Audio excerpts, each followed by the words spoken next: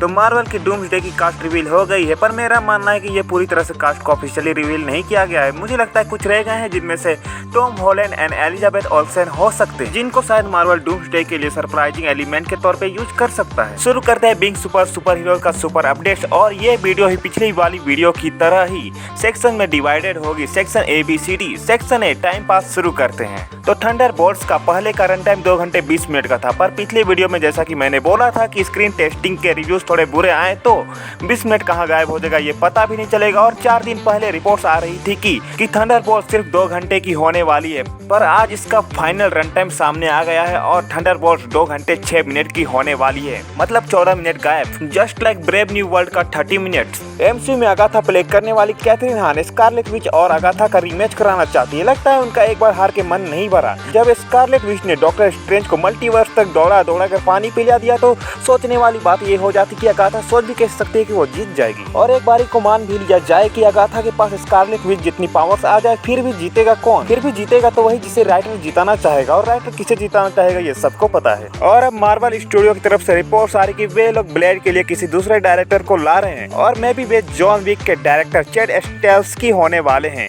और ये director Marvel के हाथ से गया तो शायद अब ब्लेड दूसरे यूनिवर्स में ही बनेगी। और इसी के साथ सेक्शन A का chapter close. Now start section B, return of hero and villains. Jonathan Majors return करना चाहते हैं MCU में एज कैंग, और उन्होंने 2 लाइनें भी कही हैं, Disney Marvel I love them.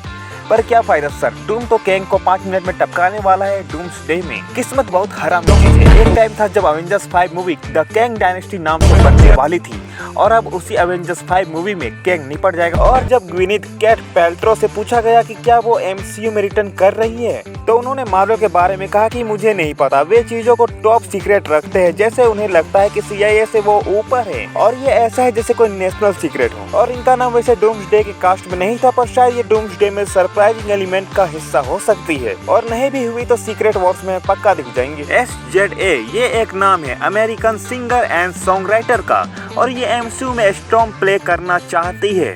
ठीक है, शार्लिज थेरॉन रिटर्न कर सकती है एज किली डूम्सडे में, पर डूम्सडे के ऑफिशियल कास्ट में इनका नाम नहीं था, और डॉक्टर स्ट्रेंज प्ले करने वाले बेनेडिक्ट का भी नाम नहीं था, पर ये शायद डॉक्टर स्ट्रेंज और किली सरप्राइजिंग एलिमेंट हो सकते हैं डूम्सडे के लिए। और विल पोल्टर ने भी कहा कि वो एडम वॉरलॉक वाले अपने रोल को रिप्राइज करना चाहते हैं डूम्सडे में, पर मुझे नहीं लगता कि इनका नंबर लगने वाला है डूम्सडे में। सीक्रेट वॉर्स में शायद लग भी जाए, पर डूम्सडे के लिए इनका तो मुश्किल ही लग रहा है। और एलिजाबेथ ओल्सेन ने कह दिया है कि वो एज स्कारलेट विच रिटर्न नहीं कर रही है, और मैं इस बात से 1000% एग्री करता हूँ। माइनस में स्कारलेट विच रिटर्न नहीं कर रही है, वही बात हो जाती है कि आपने एक सेमेस्टर का एग्जाम दिया तो आपको सेकंड सेमेस्टर का एग्जाम नहीं देना पड़ेगा, जो कि सच नहीं है। और मुझे लगता है वो डूम्सडे में सीक्रेट एलिमेंट का हिस्सा होंगे। Krysten Ritter as Jessica Jones return करना चाहती है डियर डेविल बोर्न अगेन। उन्होंने कहा मार्वल वाले पूछेंगे तो मैं रेडी हूँ। और लेटिटिया राइट भी डूम्सडे में एज ब्लैक पैंथर दिखेंगी। हालांकि इनका नाम ऑफिशियल कास्ट में था, पर कुछ लोगों को सूरी का ओरिजिनल नाम अभी तक पता नहीं था, जैसे कि मुझे अभी पता चला है। और साथ में Paul Rudd, Wyatt Russell, Simu Liu, Tenoch, Thor and Loki भी अपने अपने रोल में रिटर्न कर रहे हैं ऑफिशियली।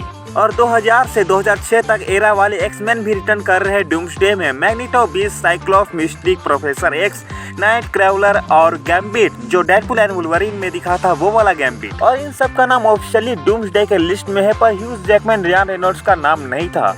और एक्समैन विदाउट वुल्वरीन ये बात कहीं फिट नहीं हो, तो शायद मार्वल वुल्वरीन एंड डेडपुल को भी सरप्राइजिंग एलिमेंट की तरह ही यूज करेगी डूम्सडे में। और फैंटास्टिक फोर के सारे मेंबर्स भी रिटर्न कर रहे हैं डूम्सडे में, और ये कोई कहने वाली बात नहीं थी। सेक्शन B का पैकअप। अब शुरू करते हैं अगला section C Spidey web. Reports आ रही कि स्पाइडरमैन 4 में मैन विलेन एक फीमेल होने वाली है, और वो ऑलरेडी कास्ट हो चुकी है, और कुछ समय बाद अनाउंसमेंट भी हो जाएगी। पर नई रिपोर्ट ये भी आ रही कि डिमिट्री स्पाइडरमैन 4 का मैन विलेन होगा, जो कि कॉमिक्स में एक मेल होता है। तो ऐसा हो सकता है कि स्पाइडरमैन 4 में दोनों ही मैन विलेन होंगे, या इस बार डिमिट्री एक फीमेल बनेगी। खैर जो भी होगा ऑफिशियल अनाउंसमेंट के बाद पता चल जाएगी। और मार्वल की रिपोर्ट्स की मानी जाए तो स्पाइडरमैन 5 और 6 के लिए ऑलरेडी प्लान बन चुका है। Sad feelings for Andrew and Tobey. ये बात तो माननी पड़ेगी कि पीटर पार्कर जितना ज्यादा अनलकी है उतना ही ज्यादा टॉम हॉलैंड लकी है। Perfect combination for real and real life. Section C Spidey web का भी पैकअप। अब आते हैं अपने लास्ट सेक्शन पे, सेक्शन D डूम और डूम्सडे पे। द रूसो ब्रदर्स ने कहा है कि RDJ को डॉक्टर डूम बनाने का आइडिया केविन फाइगी का था, और मैं कहूँगा बहुत ही ग्रेट वाला आइडिया था। मजे दिलाने वाला आइडिया। और जब उनके दिमाग में ये आइडिया होगा तो उन्होंने सोचा होगा कि अब होगा असली कमबैक, अब होंगे सारे फ्लॉप मार्वल मूवीज का पैसा असूल।